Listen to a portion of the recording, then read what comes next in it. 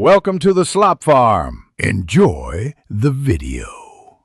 In this video, I will show you how to make sushi at home for beginners.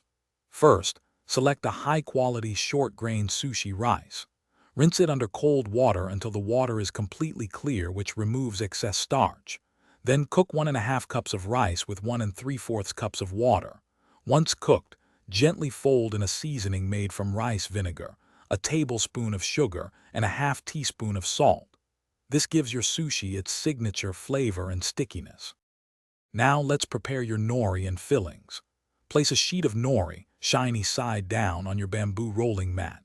Gently spread a thin, even layer of your perfectly seasoned sushi rice over about 2/3 of the nori, leaving a 1-inch border at the top. This border will help seal your roll. Next, arrange your favorite fillings, like thinly sliced cucumber, avocado, or cooked fish, horizontally across the center of the rice. Don't overfill, as this can make rolling difficult. Rolling is the fun part. Using your bamboo mat, lift the edge closest to you and begin to roll the nori and fillings forward, tucking them in tightly.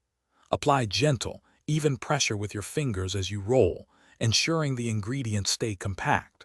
Once you reach the top border of the nori, moisten it with a tiny bit of water to help it seal securely. Continue rolling until you have a firm, cylindrical sushi roll.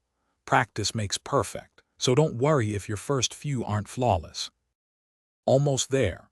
For perfect slices, use a very sharp knife and keep it slightly damp. This prevents the rice from sticking. Slice your sushi roll into 6 to 8 equal pieces, depending on your preference. Remember to wipe your knife clean between each cut for the cleanest results. Arrange your beautiful homemade sushi on a plate and serve immediately. Enjoy it with traditional accompaniments like soy sauce, a small amount of pickled ginger, and a dab of wasabi. You've done it. Thanks for watching.